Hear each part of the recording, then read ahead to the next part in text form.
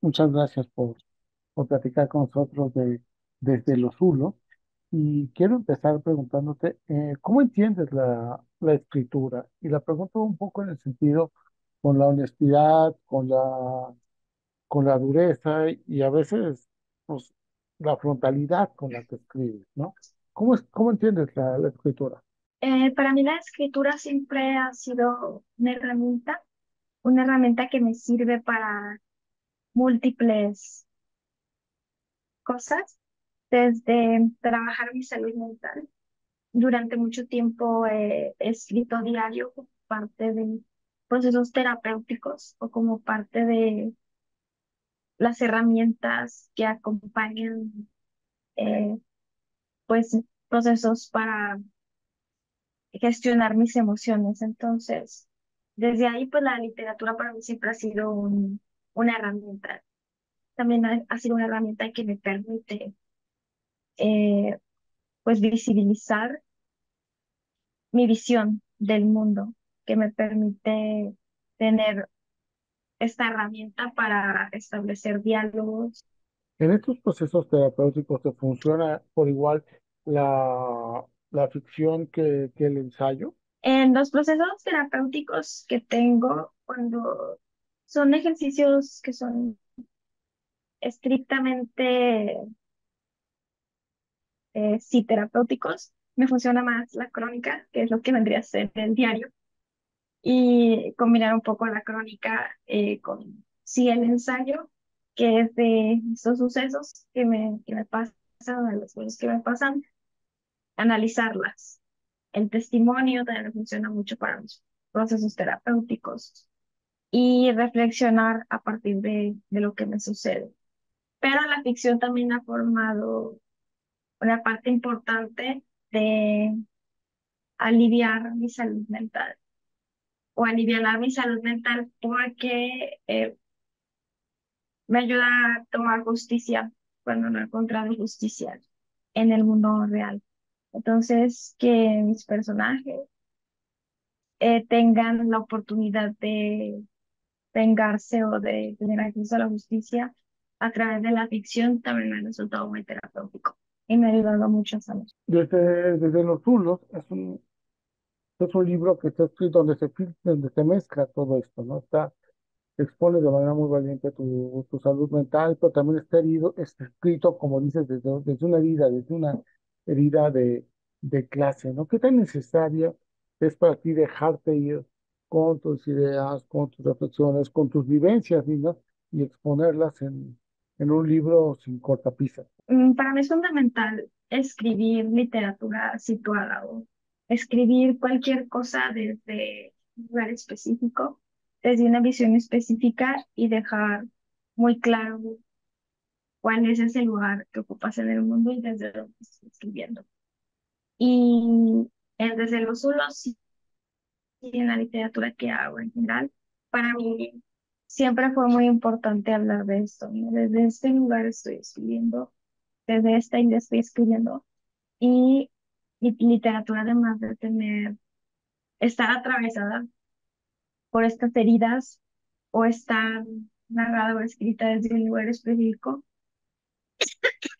perdón, también es que está politizada desde esos lugares o tiene esos porqués. Y escribo sobre lo que escribo o escribo utilizando la estética que utilizo por las heridas que me atravesaron, ¿no? Por ejemplo, que yo utilice un lenguaje tan sencillo, tan cotidiano, que trate de hablar de términos tan complejos en un lenguaje eh, más o menos universal o del que usamos todas las personas, pues tiene que ver con un tema de clase, que yo sé que muchos términos académicos o teóricos son accesibles solo para personas que han tenido privilegios epistémicos o que tienen curvas de aprendizaje, que están cercanas a la academia o a la formación teórica. Y yo quería pues que mis libros fueran accesibles para todo el mundo, para incluso personas que apenas están aprendiendo a leer y a escribir o que no les gusta leer o que nunca les ha llamado la atención la lectura. Y es desde un posicionamiento de clase que yo decidí tener esta estética y esta forma de comunicarme. haces una mirada muy aguda y una crítica también al feminismo, al que, dentro del cual incluye, bueno, a los feminismos, más bien dicho, a los feminismos, dentro de los cuales también incluyes conceptos como racismo, como clasismo, discriminación económica, en fin, ¿no? O sea, hay ciertas complejidades que a veces no se ven, ahí adentro, ¿no? Desafortunadamente, el feminismo también ha sido un movimiento social que ha replicado, pues, ideas hegemónicas, ¿no? A la hora de establecer qué es la opresión, qué es la discriminación, qué es la violencia, quién es el sujeto del feminismo, pues sí ha replicado ideas hegemónicas, sobre todo de supremacía blanca o de racismo, desde el momento en que la experiencia que se considera como universal es la de las mujeres blancas. Y esto lo vemos cuando la mayor opresión la consideran la opresión que tiene que ver con el sexismo o el sistema sexogénero, cuando hay un montón de mujeres a las que nos atraviesan de igual manera o en formas más graves a otros tipos de discriminación, como la discriminación por clase social o por color de piel. Y creo que era importante visibilizarlo y no soy yo la primera que lo hace, ¿no? En realidad, yo lo que hago en todo lo que es mi trabajo teórico o en mi trabajo crítico es poner a dialogar autoras que a mí me parece que son relevantes o que me parece que tienen una propuesta teórica plausible o que debería estar siendo más difundida y es lo que hice un poco en Desde los Zulos, que pues ninguna de estas ideas es completamente mía, sino más bien son reflexiones que yo he hecho a partir de leer autoras negras, autoras de naciones originarias, autoras de las periferias, autoras de color. Y esto es lo que hago, y poner a dialogar sobre todo al feminismo negro colonial y los aportes que ellas han hecho al decir que no existe un patriarcado, que lo que existe es una intersección de opresiones o una matriz de opresiones. El feminismo o los feminismos mexicanos, ¿dónde están parados en este sentido? Tú tienes, tú eres un colectivo, pero ¿dónde están parados los feminismos? Pues depende de qué hablemos como, o desde dónde queramos hablar sobre feminismo, porque podemos hablar del feminismo como una colectividad que se ha convertido, sobre todo en México y en muchos países, como una suerte de identidad, pero no en el sentido de pertenencia, sino más bien como una subcultura, como antes los emo, los góticos, los punks. Ahora este nuevo lugar identitario es ser feminista y muchas mujeres lo usan como una estética, como una suerte de tribu urbana y como un performance. Solamente es a nivel iniciativo pero no saben realmente lo que significa comprometerse con un movimiento político. Creo que en México se ha olvidado mucho que el feminismo sobre todo es un movimiento político, que no es un club de té, que no es un club de amigas, que no es la amistad, que no es una identidad, que no es un lugar de enunciación, sino que es un movimiento político que tiene que tener posturas teóricas y éticas que tienen que estar sujetas a revisión todo el tiempo porque los tiempos cambian, pero también una agenda. Pero, por ejemplo, si nos vamos al feminismo, pues de las ONGs o que ya está del activismo, creo que hay un activismo muy variado, aunque no se visibilice, pero que hay un activismo muy variado porque las realidades de las mujeres son muy variadas.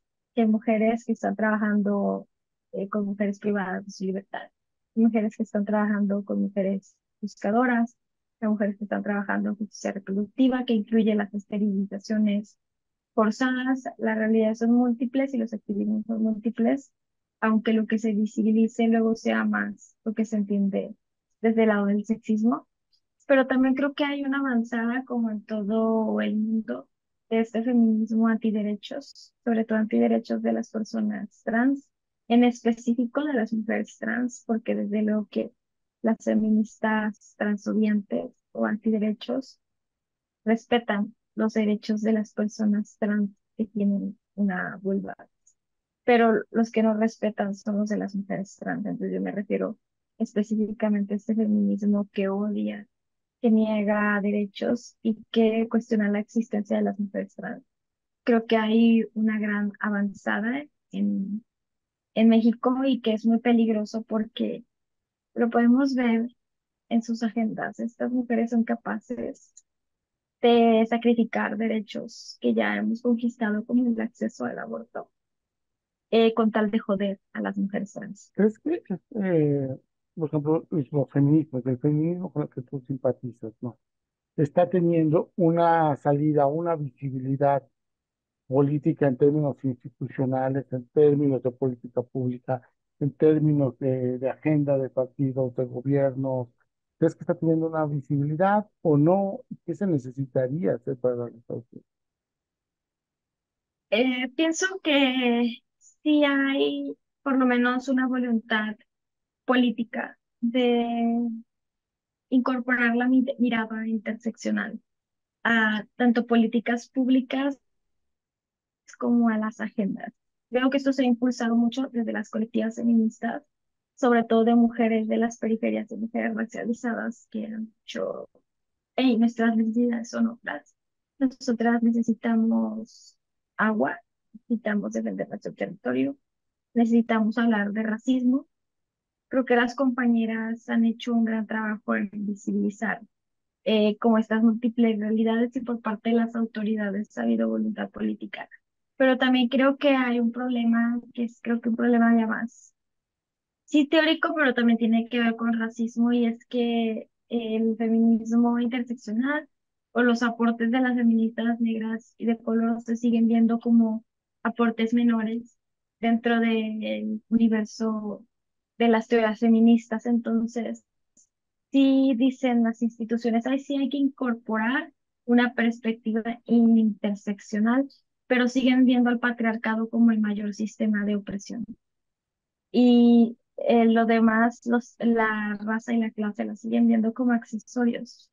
Y mientras pienses que incorporar una perspectiva interseccional, es decir, ah, bueno, pero es que las mujeres también ven racismo, ah, bueno, pero es que las mujeres también viven tal o cual cosa, y sigas considerando como el sexismo la principal opresión, van a seguir fallando políticas públicas. No lo veo, por ejemplo, en el tema de la prevención del embarazo adolescente. La mayoría de adolescentes que tienen embarazos no deseados, no planificados, son de las periferias. Y la razón por la que no hay política pública que funcione es porque se sigue contemplando solamente el sexo, ¿sabes? O sea, es decir, son mujeres y desde ahí se hace el tratamiento. De que tengan más acceso a métodos anticonceptivos, de que se les hable de proyectos de vida, de que se les hable sobre violencia sexual, sobre consentimiento, pero difícilmente, igual si llegan muy lejos sobre colectivización del cuidado, porque muchas de estas chicas son quienes se encargan de sus hijas e hijos, ¿no? Perdón, de sus hermanitas y hermanitos y a la hora que ellas tienen un embarazo, que ni siquiera lo ven como un problema porque están acostumbradas a cuidar. Pero no se ve la perspectiva, por ejemplo, de clase, que es que muchas veces sí, la condición económica es la que hace que estas chicas quieran llevar a término un embarazo o que incluso busquen embarazarse para emanciparse, porque juntarse con el novio es la única salida que ven de emancipación económica. Entonces, si no tienes una visión más profunda de las desigualdades y que no todo se trata de sexo, de sexismo, sino de pues que el mundo y la realidad es más compleja, difícilmente vas a tener resultados mientras el embarazo no es adolescente se sigue enfocando solamente en un tema de sexualidad. No va a dejar de haber embarazos adolescentes. Lo que tienes que hacer es colectivizar los cuidados y procurar opciones económicas para que estas adolescentes dejen de ver en el embarazo una forma de emancipación. Como te digo con los libros, Dalia, ¿sigues escribiendo desde los zulos o ya escribes desde un corto propio? Pues es muy complejo. Es una pregunta difícil porque sin duda la vida me cambió de un día para otro en muchísimos aspectos. O sea, tener que viajar, tener acceso a cosas que yo nunca pensé que iba a tener acceso, en comprarme cosas que yo nunca pensé que me iba a poder comprar. No estoy hablando desde, puedo gastar mi dinero en cosas estúpidas como coleccionar figuras de terror, pero también en cosas ya como comida. O sea, yo he comido cosas que yo nunca pensé que iba a poder pagar. He viajado a lugares donde yo nunca pensé que iba a poder viajar, porque me parecía que eran muy caros. Pero es de que una puede tener el cuarto propio y una puede salir del zulo, pero el zulo nunca sale de ti. Ujú. Entonces, aunque yo ya, sabes, estoy escribiendo de pronto, estaba como trabajando en un diario de escritora sobre mis experiencias que viajando en el mundo de la literatura. Y a veces he estado en hoteles, está, por ejemplo, el más lujoso que me ha tocado hasta ahorita, que yo dije, se pasaron de lanza con este hotel, fue en Zapopan. El hotel estaba en Punto Sao Paulo, creo que se llama el lugar, pero el hotel estaba lujosísimo, o sea, la habitación era del tamaño de mi casa, técnicamente, o sea, la pura habitación. Y yo desde ahí estaba escribiendo alguna, sobre eso, ¿no? Fui en una habitación en un 10.º piso y qué onda, no está más grande que mi casa. Pero me di cuenta que, pues, aunque estaba ahí, mi estado de ánimo seguía estando sin cuerpo propio. Y mi posición política seguía estando desde el sur, ¿no? Tratando de ser muy honesta, de hablar de los privilegios que tengo ahora. O sea, de que ahora tengo tiempo para escribir. Por ejemplo, que ahora me pagan por escribir. Que ahora puedo viajar y hacer cosas que antes no podía hacer. Dalia, en ti ya a nivel personal, escribir sobre la depresión, sobre tu depresión. Porque me ha permitido eh, entender o encontrarme en otras personas. O sea, darme cuenta que yo no soy la única que tiene estos procesos. Yo lo intuía por memes, ¿no? Hay sobre todo de salud mental, hay páginas de memes que se dedican a burlarse de, o que nos burlemos de nosotros mismos quienes tenemos algún tipo de depresión. Eh, y pues nada, o sea, es ha sido un proceso como de sanación personal, pero también de encontrarme de pronto en una sanación colectiva, de ver que hay tantas personas que se sienten bien miserables, igual que yo me lo he llegado, que yo me he llegado a sentir, y que es bien difícil a veces levantarte en la cama, lavarte el cabello, comer, que cosas que para todo el mundo son, no tienen ninguna relevancia, ninguna importancia, ninguna dificultad. Habemos personas que son hazañas y ver que no soy la única y que hay un montón de personas y que me digan que se identificaron, pero que además fue como una luz en su camino de que estaban pasando por una depresión y me leyeron y de pronto les cambió la vida porque se aceptaron, no dijeron, bueno, no es tan malo lo que tengo, no soy la única persona que lo tiene. Como que encontrarme en otras personas a través de contar mi experiencia ha sido muy satisfactorio. También tiene sus temas por ahí, ¿no? De que pues la gente obviamente lo usa para joder, ¿no? De pronto las mismas cosas que yo he contado las usan, tratan de usarlas en mi contra.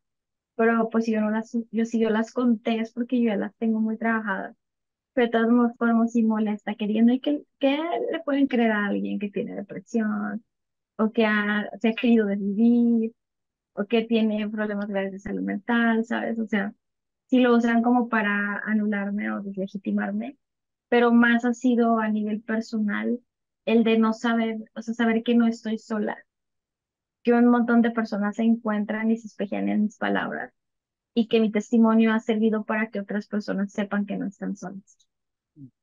La literatura sana, Yo pienso que sí.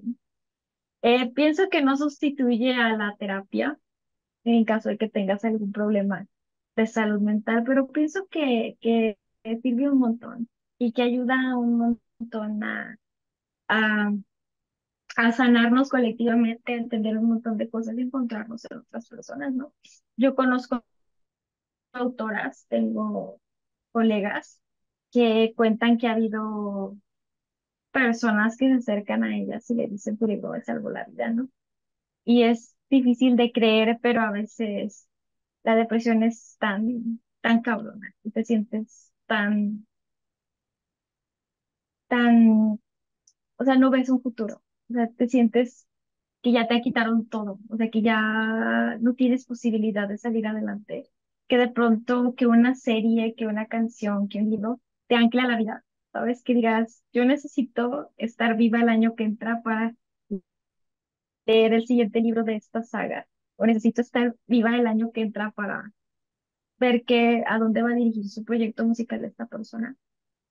Sí ayuda un montón, como que esas pequeñas cositas que te anclan a la vida y siento que de pronto la literatura ayuda mucho en eso, a que tengamos una motivación tanto como lectoras como escritoras para aferrarte y decir, bueno, a lo mejor hay algo bueno por lo que vivir y eso bueno es leer historias. ¿Qué músico, qué serie, qué libro te ayudó en este sentido? Ah, no, pura cosa bien. La verdad es que yo pues vengo de la escena gótica y la escena gótica pues tiene muchos problemas de los que yo podría durar 2 horas aquí hablando, pero uno de esos problemas es que romantiza problemas de salud mental que no tienen que ser romantizados, como la depresión, como los problemas de salud mental. Entonces yo venía de escuchar música que exalta estos sentimientos turbios, estos sentimientos oscuros, y no desde una mirada de que los aceptes porque son parte de la vida y no hay que avergonzarse, sino desde este lugar de romantización, ¿sabes? Entonces, eso a mí me estaba afectando mucho en mi proceso de salud mental, porque pues la música influye en tu estado de ánimo, ¿no? Entonces, si estás triste y escuchas puras canciones que hablan de, de depresión y de estar triste, te bajonean. Y a mí lo que me ayudó mucho fue escuchar definitivamente, sobre todo a mujeres que están haciendo trap, que están haciendo reggaetón, lo que ellas llaman neoperreo. O sea, todo lo que es Tomasa del Real, Nina, Bad Gyal, Cazzu, todas estas mujeres que hablan como desde otros espacios, que reivindican el goce, la alegría, me ayudó mucho en mis procesos de depresión. Y de series, lo más así de que popular del mundo, ¿sabes? Juego de Tronos, porque yo quería saber qué iba a pasar ahí. Yo decía, yo no sé qué tengo que hacer, pero yo tengo que ver este desenlace. Si tengo que saber quién va a ocupar el trono de hierro, no me importa, voy a ir a terapia por esto. Y me ayudó un montón. Y de libros, yo en ese momento procuraba leer mucho libros thrillers, sobre todo, porque me distraía mucho el misterio. Bestsellers, te estoy hablando de que la chica del tren, ¿sabes? Y cosas de ese estilo que perdida, que son libros que han sido pues bestsellers, pero que hablan como que tienen un misterio que resolver, que hay alguna personaje femenina medio turbia o que tiene algún problema de salud mental, como en el caso pues de la chica del tren que tiene problema con la bebida. Y esos libros me ayudaban mucho a Y distraerme.